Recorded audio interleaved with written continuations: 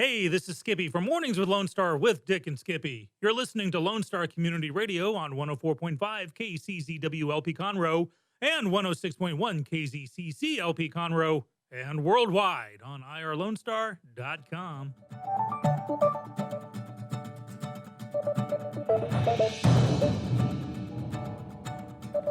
Good morning, ladies and gentlemen, and welcome to this week's edition of the Weekly Business Hour. The Weekly Business Hour is where Montgomery County, in fact, businesses throughout the world come to talk about everything business and hopefully learn from an exchange of ideas, education, comments, and ideas that are submitted by you as an audience, as well as some of the wonderful speakers who offer their point of view on their subject. So, again, thank you for joining us this morning. And a quick reminder, if you didn't already know, the show is broadcast live on YouTube, so you can get the video as well as the audio. So please consider joining us on YouTube. Just simply go to the Weekly Business Hour page and click on it, and you can watch as well as listen. Our sponsor for today is onebestconsult.com. That's the number one, bestconsult.com. That's a website that I founded where I hope people will come, small business owners, managers, to exchange ideas. The theme of our website is very, very simple: common sense business advice. That is something that I follow in my mentoring and advisory practice. I'm available there if you'd like to talk with me and engage me to help you, but there's a free exchange of ideas there if you just take the time, register.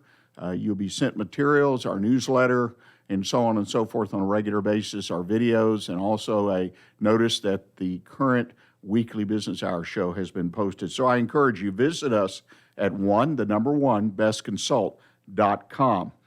And at this point, as we do every week, I encourage you, sit back, grab your pad and pencil, and get ready to take notes as we talk about everything business right here on the Weekly Business Hour.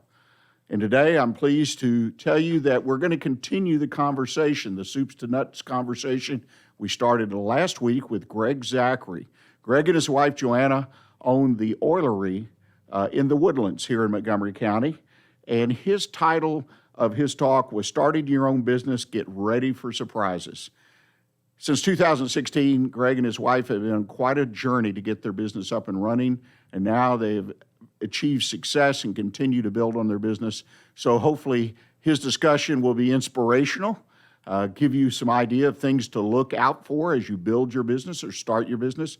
So without further ado, I encourage you, listen to part two, Soup to Nuts conversation with Greg Zachry, Starting Your Own Business. Get ready for surprises.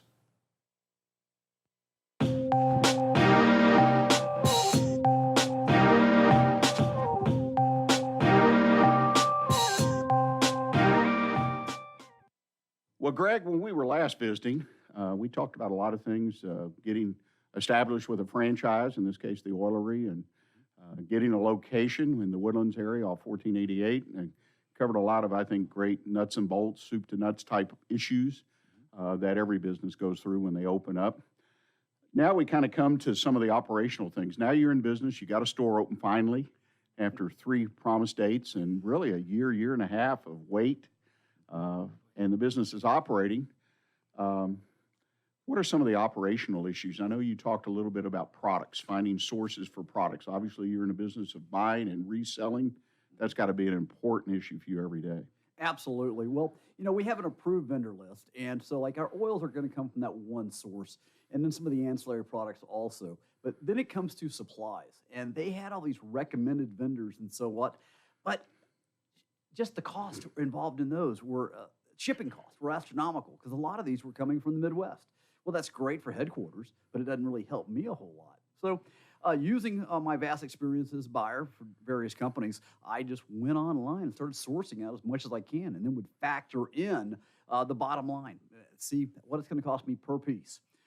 I've been able to reduce cost on a number of items. And this could be as mundane as the jars we use for our spices, to the shrink wrap for our gift baskets, just all sorts of different things like that where I could narrow it down. And every spring we do this. One year we changed internet and phone providers because we got a huge reduction. Because every dollar we don't spend means that's 2 I don't have to make. So that's really what we're trying to do there. And it was pretty eye-opening for my wife to see us go all through that, being that she's not from the retail environment. But it's essential to do that each spring. I always spend a little bit of time checking for some things, or if a company happens to go out of business, then I'll start looking for that also. But it all goes back to what I learned at Soundwaves. Well, and I got to congratulate you, so to speak, or give you kudos. You do it on a scheduled basis. Too often I go into small businesses and work with people, and they're willy-nilly checking, in this case, the discussion on products and costs, and it just hit and miss. It just happens all the time whenever a salesman calls or something pops up in their email. I think that it needs the approach you have, methodical, scheduled basis. Of course, you mentioned if someone goes out of business, there may be particular things to pick up at that moment, but the idea that you thoroughly analyze your pricing, and you made another great point, I love it. $2 you don't have to bring in for every dollar you save. And I think a lot of business people, yes, the bottom line is the important number, but the revenue at the top, realizing that I've got to go sell more in order to pay more for what I'm doing. And it works at both ends of that spectrum, at the top and the bottom. Yes, it does. And, it's just, you got to know your numbers. I mean, I've been told this all my life. And, when you are doing it on your own, it's just so much more important to do that. I would go in as a district manager in previous lives to a location and ask somebody their numbers, and they wouldn't know it, and it was just like, I've got the wrong people in here. You've got to know your numbers. It's very, very simple. But, you've also got to be, invested in it. And there are people who own a business and really are doing it as a hobby. They aren't invested in it. And it just blows my mind why you would want to do that. I don't know. It just...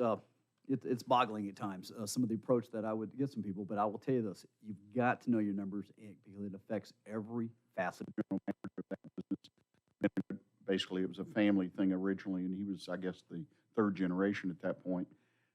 Multiple store operation, multiple stores. But at any point into the month, whatever, he could tell you what his numbers were. He didn't need to wait for the financial P&L to be printed out. He could give you a pretty good feel. And in the middle of the month, he'd say, looks like we're going to do well if the last 2 weeks just stay the same. He knew the numbers for the overall operation. And that really sank in to me, knowing your numbers when you're making decisions. Obviously, the printed statement's important, but it's always delayed 5, 10 days, whatever. And you're making decisions, operational decisions, based on those numbers. Absolutely. Yeah.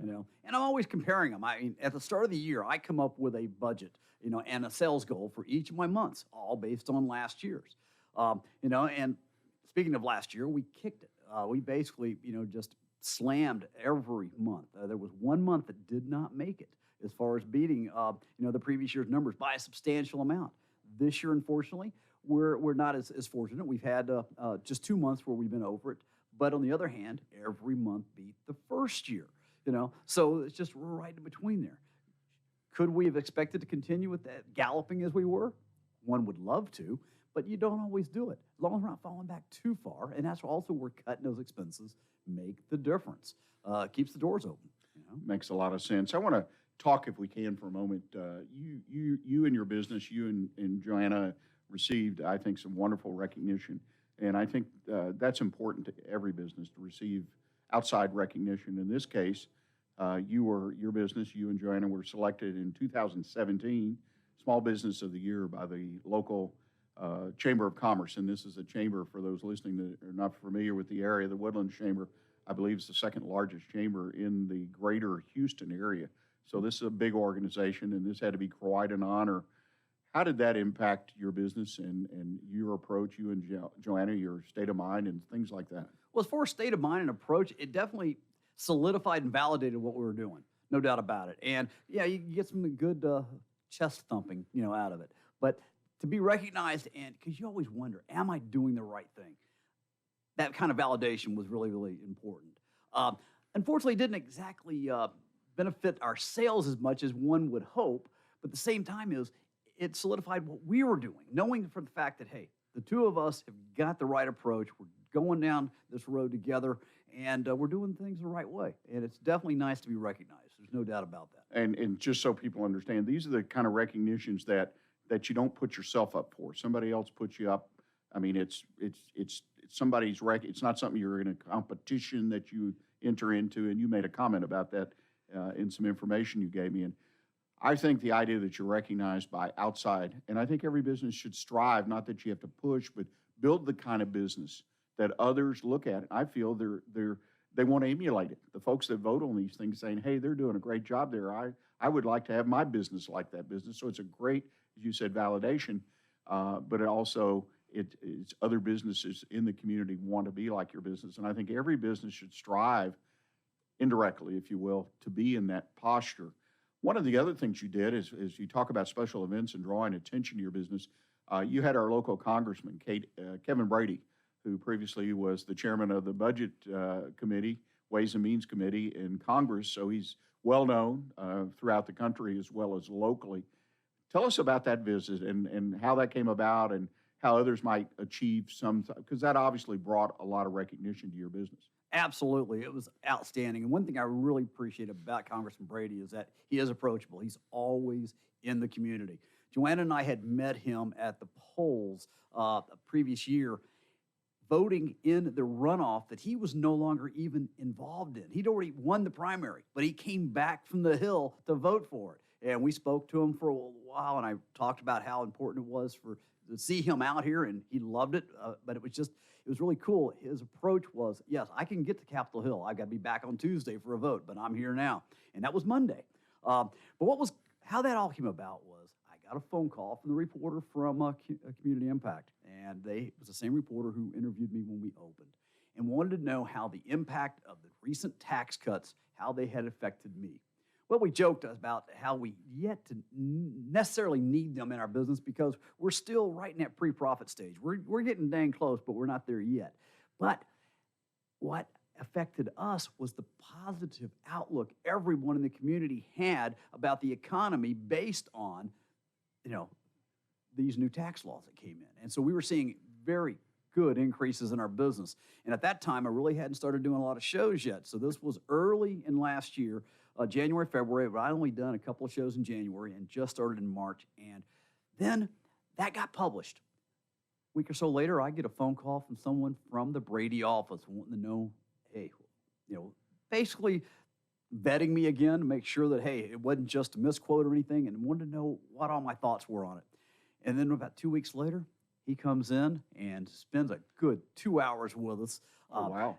Taped us, put it on his Facebook page, gave us a lot of recognition and just a lot of great media presence. And it was just great. He appreciated the fact that, a local business had benefited from his work, because, yes, at that time he was chairman of the House Ways and Means Committee and very influential, but also that bill doesn't pass without him, and so that was really cool about it. So I saw later on that he was going to a ton of other businesses, but I think I was the very first one. And let me tell you, that's a dang good feeling. But it all started with just simply being interviewed, someone reading it, calling us up, and then boom, he wanted to come out and appreciate and show his appreciation to his local businesses and his constituents. And I thought that was great. I sit here and listen to your story, and you and I've talked about your story to some extent. I learned something new every time we visit, but the idea that you're basically building blocks. He was a building block in your recognition in the community. You've done a great job networking. We've talked about that in a previous show. Used that time that you were given that was unexpected and connected with everybody in the business community, and were able to leverage that into business once you were able to get open. And now you've been established as the business of the year through the local chamber. Now you've had the congressman come in who's got this great recognition for this tax bill, chairman of the committee, that kind of thing. And he is one that's always out there and connecting and so on and so forth. You've done a wonderful job in that. Marketing-wise, though, you've done something recently, and the one thing I appreciate, you're always looking for new opportunities as a general proposition to where you take your business. You started doing events. Can you kind of touch on that briefly and tell us some of the pros and cons that you learned by experience? Absolutely. Last year we were starting to see, a couple of downfalls here and there. Got to go out and answer the challenge. You've got to get the word out. We're the only oilery in the state of Texas. Our headquarters up in the Midwest, and there's a lot of name recognition. We don't have that here. Well, how do you combat that? You get out in the areas. And what we do is I go as basically as far as I can, as long as I can come home at night. I will not spend the night on the road. That's something I promised Joanna I will not be doing. So I go out like this past weekend. I had a morning event at Belleville on Saturday. Then I went in the evening and went to Pearland. Those are a good long way from the house. But let me tell you, there's people who've never heard about us that now are prospectively going to be our customer coming up. Last year in the Christmas season, because we ask everybody who walks in the door how they ever heard about us the first time, tons of people came in as a direct result of going to these shows. So not everyone was a great, grand slam while I was there, but then they added on the value by coming back into the store or giving us a mail order. Belleville is extremely available, but Bay City, Nacogdoches, Luling, all these little cities that are out there don't have what I'm selling in their area. Now, they can travel to Austin or other cities where they're at, but I'm bringing it to them. And then they, taste our great stuff and then become converted. And then they start calling us and adding into our business. And our growth from last year was strictly predicated by doing the shows. Every dollar we made over the previous year can be attributed to what we did at the shows. So a new way to market the business. You didn't buy a billboard. You didn't go on the radio. You went out and saw the events, meaning different kinds of charity events, some for-profit events, some farmers markets, wherever you could feel or you felt your product would be welcomed and receive the kind of exposure. And you did how many events in the last 12 months? Well, last year I did 61, and as of this weekend, I just did my 55th for this year. For this year, so, wow. And we're on pace to be doing about 120, it looks like, this year. But what I found is that when you have a nonprofit or, say, a women's club, something like that, they're the folks who really you get the best results from because they're bringing people in for their show to benefit the community. Cy-Fair Women's Club does Shop Till You Drop in the Berry Center every September, and they give out scholarships to area students from their proceeds that they get. So they're benefiting the community, and at the same time, you're getting a great response at the show. There are a few exceptions for the people who do it for profit, but by and large, most proprietors who are doing this as their business, you want to avoid. At least in my case, you do. That's been my experience. Right. They're a little bit higher. The traffic isn't as good because they're worried about their bottom line, whereas these nonprofits are worried about you being successful so that their charity can be successful. And that goes back to my involvement with the community. And so it really pays off, sort of wraps that all together. And keeping all the detailed notes that I do backs up everything my memory's telling me right now. You said one important thing, and I kind of went past it, and you just repeated it indirectly now, is that when you do a marketing effort, again, this year events, I think in previous years you worked corporate gift baskets and saw that business go way up, and then it sort of started tailing off for various reasons. So you went and looked in your crystal ball, if you will, right, and discovered events and ran that out, but you measure everything. I mean, you've shared with me, you keep a spreadsheet, you keep numbers so that you can track what's really working because, right, we only have so many hours in a day. This, as you've alluded to, is a mom and pop business, like so many thousands and hundreds of thousands of businesses, millions in America.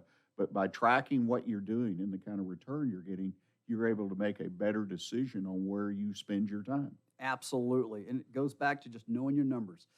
And while I've got a fairly good memory, believe me, the older I get, the more it's starting to fail. So let's keep track of it. Use the tools that are out there.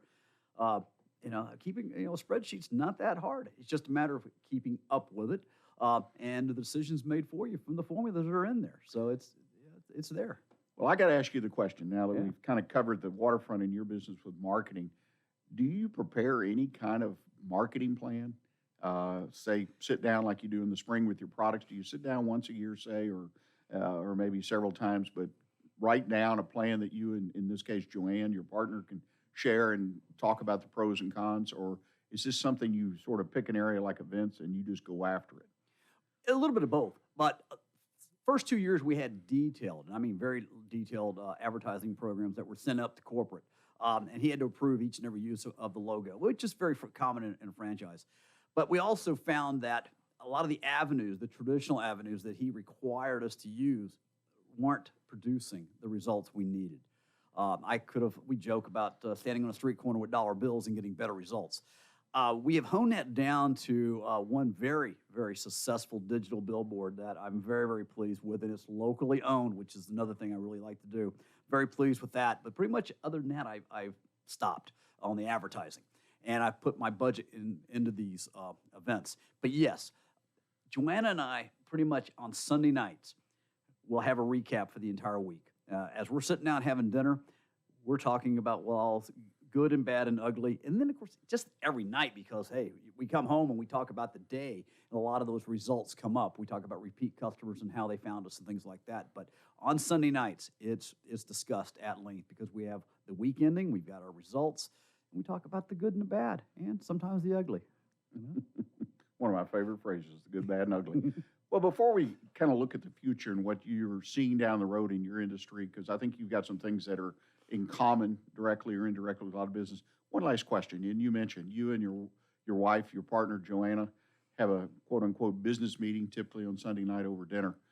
How has it been? I mean, so many couples go into business, and it just doesn't work because the personal life and the family life and the business life, they kind of, even though their skill sets may be complementary, it doesn't work. What does it take to make that partnership work in the business?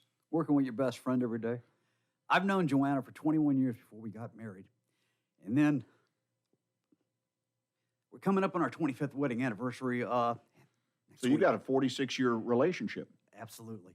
And, 3 years in the business, 25 years being married, it don't get any better. So that's the cool thing. Yeah, well, I the strength in the partnership, and I've been in some, and I definitely mentor people that are in various types of business partnerships, family businesses. The secret is the people and their willingness. And I grew up in a family business, multiple families. I learned the good, the bad, and ugly. So but it's a neat thing. I always encourage people, if they're thinking about a family business, it's a neat thing if you can get the dynamics down and make it work. It's a step above just being successful in business, to be successful with someone in your family. Absolutely, yes. You hit the head on the nutshell there, and thanks for giving me a little breather there. Yes, you're absolutely right. You're absolutely right. It's just been wonderful, and if someone has the opportunity, I would say go for it. Yep, you got to make it work. Well, let's take the last 4 or 5 minutes, whatever we have, talk about the future challenges in your business. You've already the first one that came to my mind, you've already touched on. You had a great year, call it 2017. 2008, I mean, you just double-digit growth month over month, and then all of a sudden, you got to match or beat those numbers in the following year. Where do you go from there? I mean, are you trying to get back on track to have double-digit increases in 2019 and forward? Absolutely, because one of these years we want to hire somebody. We'd love to have someone else come in there and give us a break now and again. As it is on the events, her youngest and then a buddy of mine will pitch in and help us out on that, but we don't have any employees. And yes, that would be our first step. To do that, we have to continue, adding to our sales. Also, though, we've got some challenges with some product availability.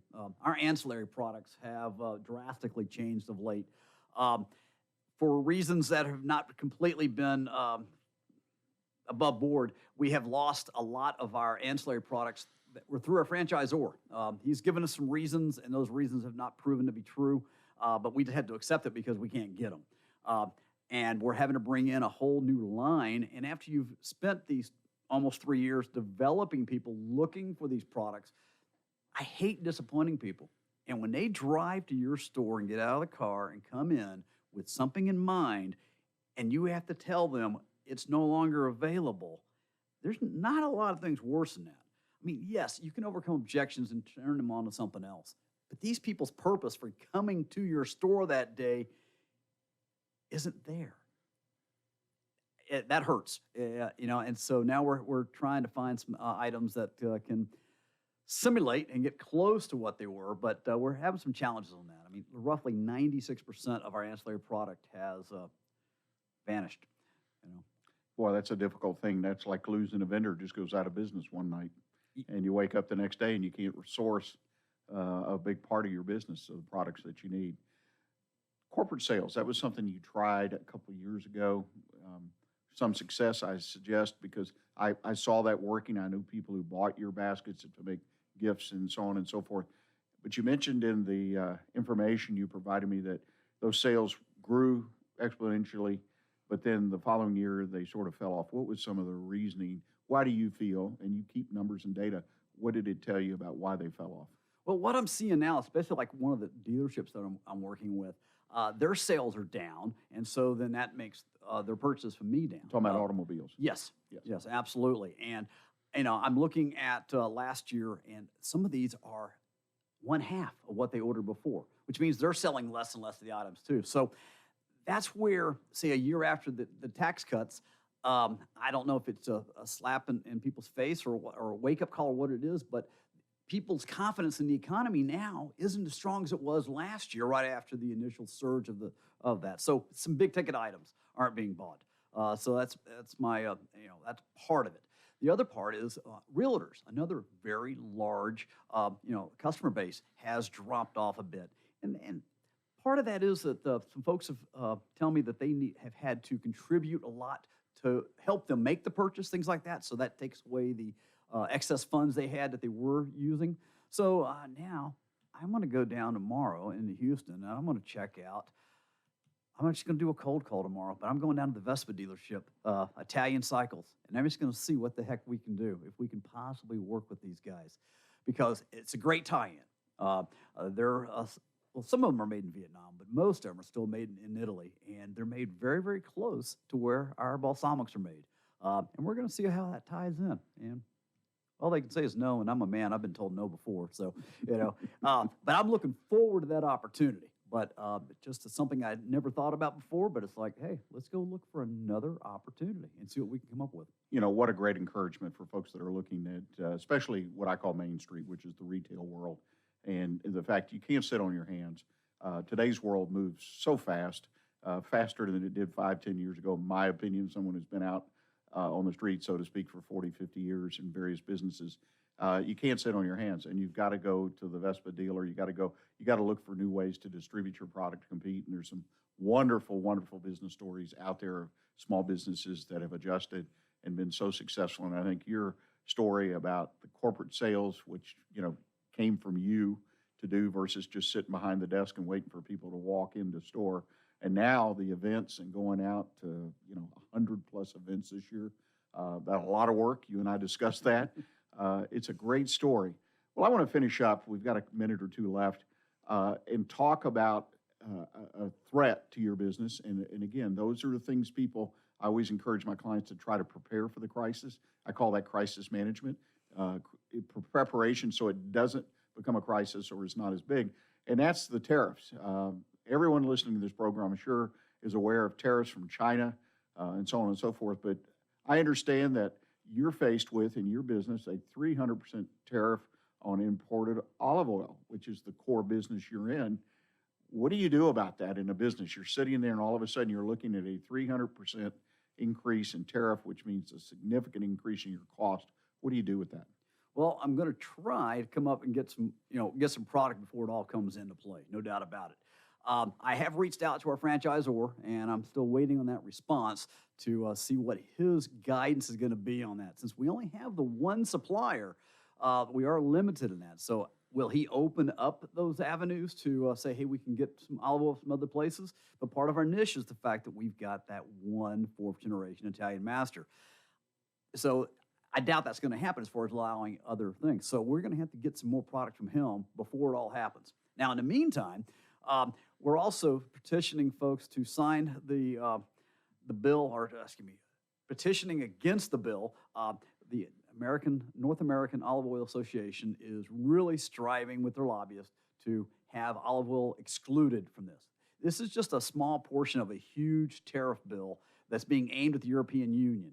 There's a lot of reasons for it, but none of them apply to olive oil. We just happen to be lumped in there because we're from Europe. So it's not just going to be Italian. It's going to be Greek. It's going to be Spanish, Tunisian. They're in Africa, but still, they're part of the union as far as the olive oil goes. All the sources from overseas are going to be hurt. And let's be honest, while America does make olive oil, it's only 5% of the world supply. So yes, costs are going to go up if it passes. So we're going to keep our fingers crossed and petition as much as we can so that it doesn't happen. I've already reached out to Congressman Brady's office also and explain to him our position on it. And we're just going to have to hedge our bets, but at the same time, I am going to be prepared to be making a major purchase beforehand so that we can at least get through this Christmas season, and then we'll see what happens. Well, in this situation, it's just the kind of thing that small businesses typically aren't well equipped to handle. And they pop up, and then this happens to be a tariff. It could be anything else. But the fact is that you're active, you're out there working, because every small business, in my opinion, needs to be connected some way, legislatively, politically, whatever, to stay in tune with things. And you obviously, from the visit of Congressman Brady and your connection with his office and the ability to communicate, strengthens you, in my opinion, when you go back and talk about this particular issue, because now you have a relationship. So my takeaway is you build relationships in all aspects of business, and right, wrong, or indifferent, one aspect is government, and you've got to have some relationships there. Well, Greg, I can't thank you enough. You've been a wonderful guest. You've got a wonderful business story, one that anyone that's thinking about going into business can benefit, hearing some of the experiences and some of the surprises, because they're always going to happen, and yours may be unique to you, but they really aren't, particularly in the real estate and some other things. Those kind of curveballs come. In your case, though, they had a little speed on them, a little harder, I think, on the real estate particularly, and now tariff. If folks want to get in touch with you to ask you questions, because you've indicated you're available just to talk to people about business, which I appreciate, what's the best way for them to do that? Yes, please stop on by the Oilerie, the Woodlands at 2400 FM 1488, and that's 3 miles off I-45. We're really easy to get to, and we are open from 10 to 6 Monday through Saturday. On Sunday, it's 12 to 5, and if you don't find me there, you're going to find my lovely wife, Joanna. And just stop in, leave your card if you miss me, speak to her. She's got a lot of knowledge also. She's picked up a ton of things in 3 years, let me tell you, and we're more than happy to spread our knowledge to help any of the small businesses here in town and, of course, develop a business relationship with you as well. Well, thank you again, and I will tell people in the air, my wife, our house is full of your products, and it's because they're quality, wonderful products. My wife is quite the cook, takes a lot of interest in her cooking, and she identified early on. I introduced you to her to the store, but now it's a regular part of her routine and part of the food products that she uses in preparing our family meals. Well, ladies and gentlemen, that brings us to the end of this conversation, Soup to Nuts conversation, starting a business. Get ready for big surprises. Thank you. Well, ladies and gentlemen, I hope you enjoyed the continuation part 2, the final part of that conversation with Greg Zachry, the owner with his wife Joanna of the Oilerie, a franchise in the Woodlands. I just felt that story was worth sharing. A lot of ups and downs, and a lot of them really are, in my opinion, applicable to not just starting a business, but some of the things you can run into, like signing a new lease and the delays that come from the landlord. I've been there, done that. I have clients that have been through that. And these are the kind of things you need to be aware of, in my opinion, as you start or grow your business. I want to finish up and give you contact information for Greg. Greg is always open to talk to you about his experience and share ideas with people, and I think that's wonderful. He does that very openly. So if you'd like to contact him, the phone number, 936-321-3737. That's 936-321-3737. And their location in the Oilerie, the Woodlands, this is 2400 FM 1488, Suite 500. So I encourage you to reach out to Greg or perhaps try some of their products. I think he's a wonderful entrepreneur and he's got a great story. Well, what's coming up in the second half of the show? First of all, I'll recap our conversation, our Soup to Nuts conversation with Greg. Second, in our Did You Know segment, I'm going to talk about how not to rescue your business. And then close out the show today, one Best Consult tip of the week, 3 reference check questions you need to know. So please stay with us. We're going to take a break, and we'll be right back with you.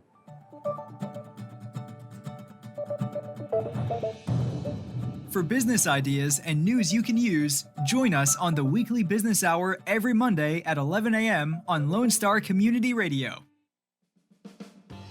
Lone Star Community Radio is Montgomery County's radio station with talk, music, weather, and traffic for Montgomery County.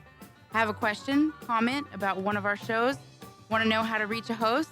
Just contact the station on irlonestar.com or call in and leave a message at 936-647-3776.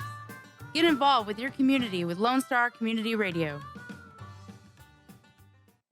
Does volunteering at a nonprofit horse sanctuary sound wonderful? Or are you a veteran or a veteran spouse and think trying a peer group session through a local Horses and Heroes equine program might be worth trying? Henry's Home Horse and Human Sanctuary, located in Grand Central Park by appointment only, is home to a growing number of rescued and donated horses. Visit our website at henryshomehorsesanctuary.org or check out our Facebook at Henry's Home Horse and Human Sanctuary for more information. Listen in Mondays at noon to hear Conroe news from local nonprofits, businesses, upcoming events, Conroe Park events, news stories, and information that matters to you with your host, Margie Taylor of Taylorized PR. For more information about being a guest, visit irlonestar.com/Conroe Culture. Want to check out the fastest growing sport in the world? It's right here in Conroe, Texas, and it's roller derby. Conroe Roller Derby is a nonprofit recreational league of women and men who want you to come and check out the fast-paced, hard-hitting game of roller derby. The Conroe Cutthroats practice at Rainbow Roller Rink on Tuesdays, Thursdays, and Sundays. You can find our game schedule and more information on our website, www.conroerollerderby.com. Hispanic Chamber Connections with Dr. Carlos Sanchez, President of the Woodlands Conroe Hispanic Chamber of Commerce, featuring event announcements, member highlights, and more. Tuesdays at 1 p.m., broadcasting from the heart of Conroe, Texas on irlonestar.com and Conroe's FM 104.5, 106.1. Welcome back, ladies and gentlemen. You're listening to the Weekly Business Hour, and I'm Rick Schissler, your host. I'm a Silver Fox advisor and the founder of OneBestConsult.com. I want to remind you that you can find a podcast video cast of today's program, typically Wednesday afternoon following the Monday show. You can find it at YouTube under the Weekly Business Hour, here at the radio station at irlonestar.com, or at OneBestConsult.com, as well as many other social media sites. So if you've missed something in the first half of the show or want to share something you heard or saw with someone, please take a look at the podcast. They're posted, and I encourage you, when you have the time, to listen to them. I also want to thank again our show sponsor, OneBestConsult.com, where you can find common sense business advice and ideas. This is a community of like-minded small business owners, managers.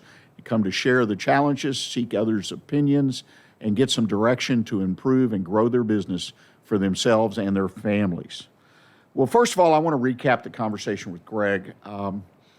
If you listen to the entire two-part conversation with Greg, I'm sure you were able to pull a couple ideas or more, nuggets, some people call them, that could be helpful in your business and your thinking about your business and planning.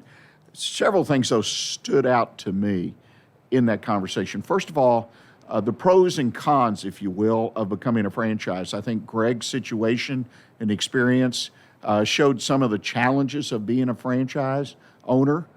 We've had others on the program that talked about how they benefited and continue to benefit from a franchise. To me, it all boils down to the focus and the goals of your franchise operator or franchisor that really determine a lot of it. And secondly, how much you need, how much help you need. A lot of times folks are in corporate positions, they've been an employee for all their life, and really don't have some of the practical background and experience. I think Greg, obviously because of working for smaller businesses, had a lot of background and experience that lends itself to owning a small business. So his experience may be not as good overall as others, but I think that's something to consider if you're thinking about buying or converting to a franchise. The pros and cons, make sure it fits what you're trying to do, your skill level, your desires, your goals. Second thing is, you can't always be prepared for unforeseen circumstances. I think Greg's example of a potential 300% tariff on the importation of olive oil, which is a mainstay of their business, right? The Oilerie, one would think, olive oil.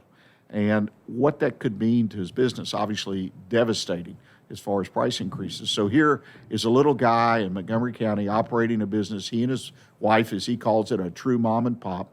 And all of a sudden something happens on the national, international scene that potentially could destroy or at least severely damage his business. You know, we can't always plan for those things. There's no way to know that in this situation where we're having these trade wars, as the news media calls it, with China or with the European Union or Canada or Mexico, all these things we read or hear in the news, and all of a sudden, right down there on Main Street, there's a direct, potentially very serious impact happening to your business. But one thing you can do, if you heard the Soup to Nuts series with my friend Hank Moore, revolving around his series of books, The Big Picture of Business, he talks about the need to take time to put together a very simple crisis management plan. So when something like this occurs, you can pull it up, pull it out of your file, and you can see the steps that when times were calmer, the emotions weren't so high, and there was, this great deal of concern that would boil up with anybody when faced with things like a 300% tariff, that the steps that you need to walk through. But I think Hank makes a good point that every business needs to put in their playbook a crisis management plan or a crisis response to any type of potential crisis. And let me assure you, most, if not all businesses, depending on how you grade it out, are going to face a crisis during the life of that business at least once. So try to be prepared. And I think the last thing that really jumped out at me is networking. I mean, all businesses don't lend themselves to doing local networking. In this case, Greg faced huge delays in getting his store open because the building wasn't constructed and space wasn't finished out as agreed to in the lease agreement. So he basically ended up with a year plus on his hands. And a lot of that time he spent networking in the community, establishing the brand, going to every kind of event, Chamber of Commerce, open network. His face was everywhere. I guarantee you, that's how I met him. So networking, again, shows up in a successful business because it set the stage for the sales once those doors open. So I would consider looking at your network plan. If you aren't networking, I encourage everyone to network their business.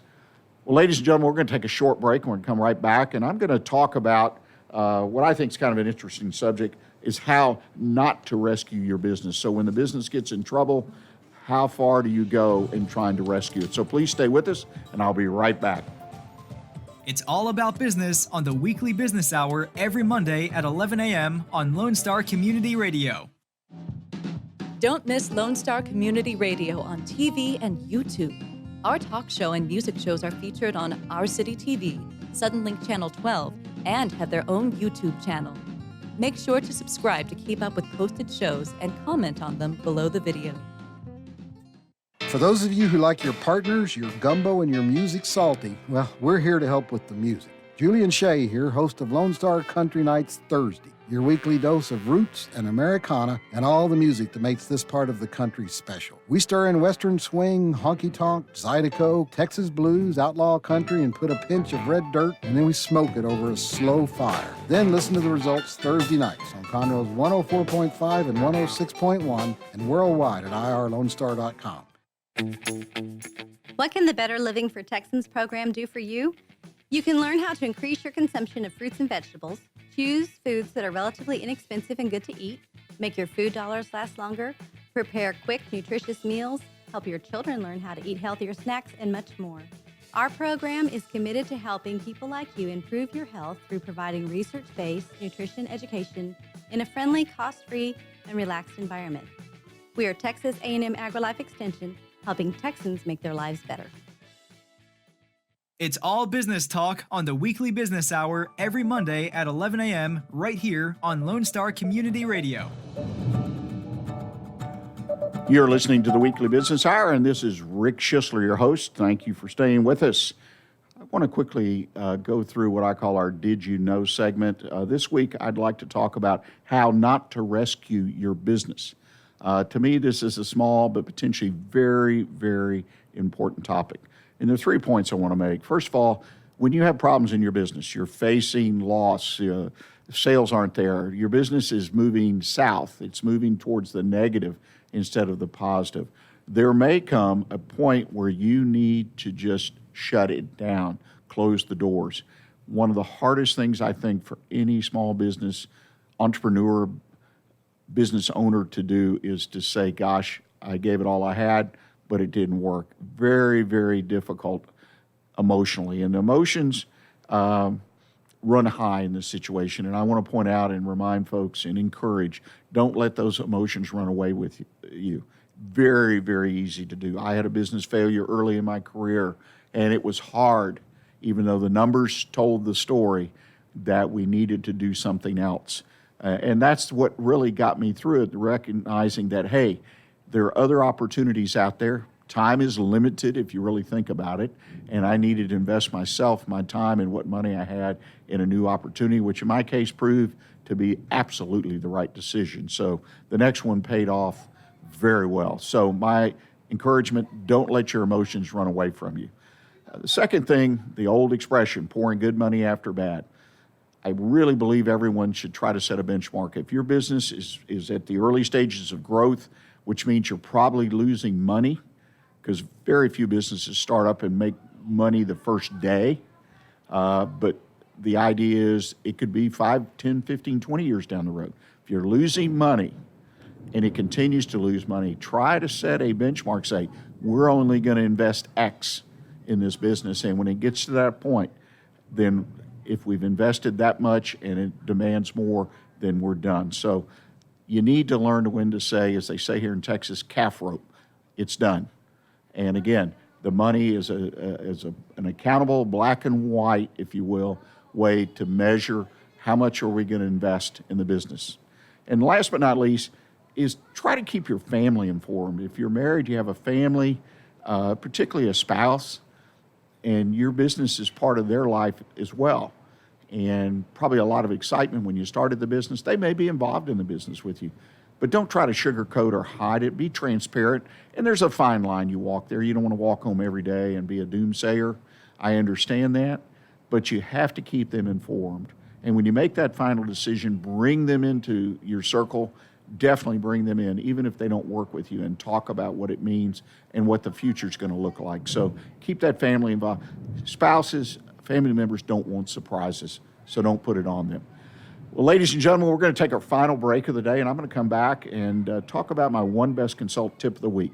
3 reference check questions you need to know. So please stay with us, and we'll be right back with you. Not sure who to turn to when you have a problem in your business? Listen to the Weekly Business Hour on Lone Star Community Radio.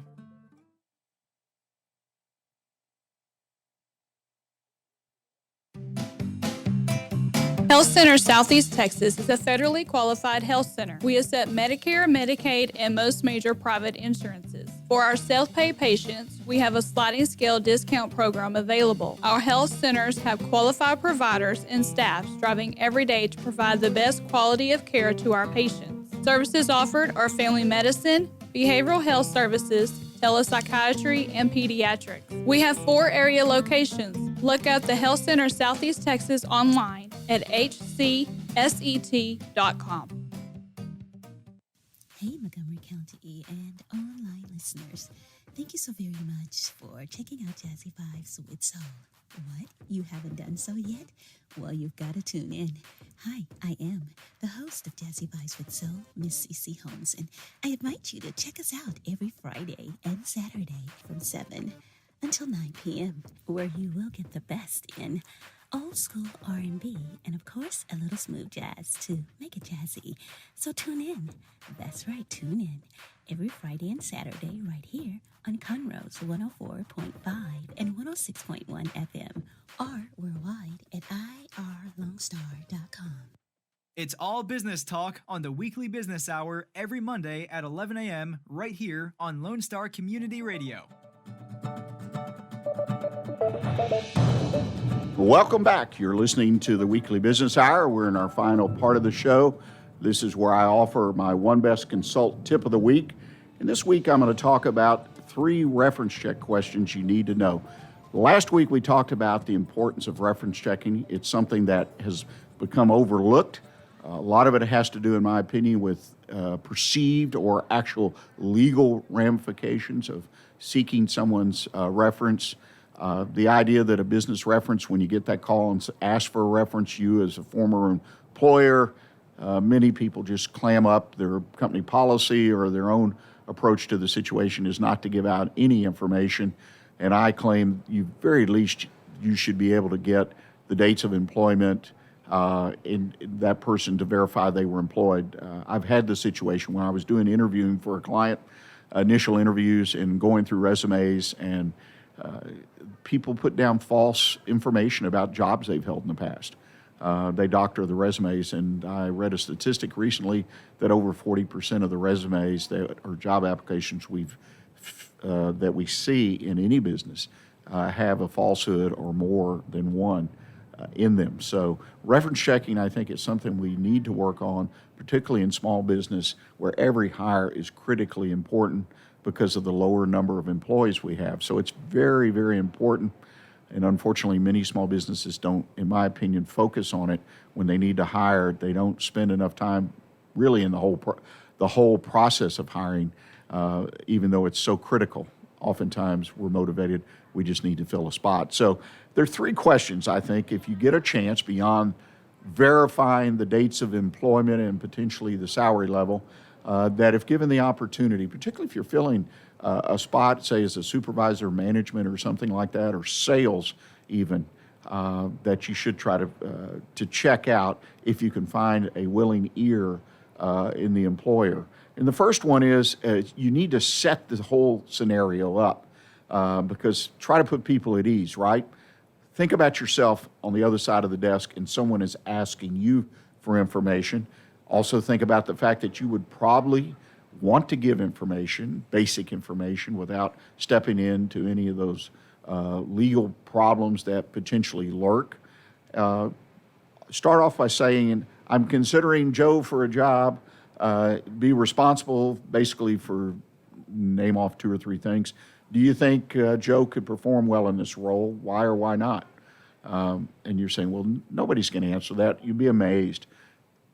You haven't asked the question at least once. Maybe you have to ask it a number of times before you get the right words, the right rhythm. But you'd be amazed, particularly with fellow small business owners, if they have the time. And we're going to talk about that a little bit. Time is so crucial, particularly if you're having to talk to a business owner. You need to uncover red flags. And a couple other things I would do is there are a number of questions that you can ask, but I picked out 3 off a list I have is, how well did Joe work with others? How well did Joe work with others? You'd be amazed if someone will answer that question, what they'll say. Well, he worked well with others, or he had this or that. And sometimes you'll get a lot more than that. Do you have any advice on how to manage Joe?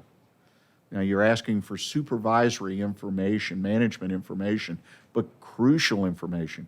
And what you're really looking for, as well as the feedback that you may or may not get about how Joe works with people or how he is to manage, is someone saying, well, we just couldn't get along. You'll be amazed. You'll get answers short and sweet. It just didn't work out, something like that. And the last question I like to try is, did Joe prefer to work on his own or be part of a team? To me, this is a crucial question. Whether you're into team building, which I think is a good thing, but the idea that if Joe is a loner, will he fit into your business? Some positions you can be a loner, but most positions you need to work well with others. So I think those 3 questions have possibilities. Pick one of them, pick 2 of them, but they will give you potentially someone will open up and wave a big red flag. And the third area is when you close out the conversation. Besides saying thank you and being either pleased or displeased with the amount of information you got, try some of these. If you could work with Joe again, would you want to? The old question is, well, would you hire him back? I like this better. If you could work with Joe again, would you? Is there anything else I need to know about Joe that would help me make my hiring decision? Very open-ended question. And can you think of anyone else I should speak to in your organization? One of the things as we close this out on this tip of the week, I would encourage you that if you're not getting the response or responses, maybe call back, and if they have an HR department, try to reach that HR department. You might get more information that will be helpful in making the decision you need to make. Well, ladies and gentlemen, that brings us to the end of today's show. I encourage you, please put a note on your calendar to join us next Monday right here on irlonestar.com at 11 a.m. When Ralph Diafuno will join us and talk about marketing, how to do it and how not to do it. He's great educator. He teaches seminars about small business marketing. Please join us. And look for a podcast of today's show on the Weekly Business Hour page at irlonestar.com, our Facebook or YouTube channel at the Weekly Business Hour. Thank you for joining us, and remember to stay in touch with what's happening in Montgomery County right here on Lone Star Community Radio. And until next week, stay engaged and keep your focus on what counts in your business. Thanks.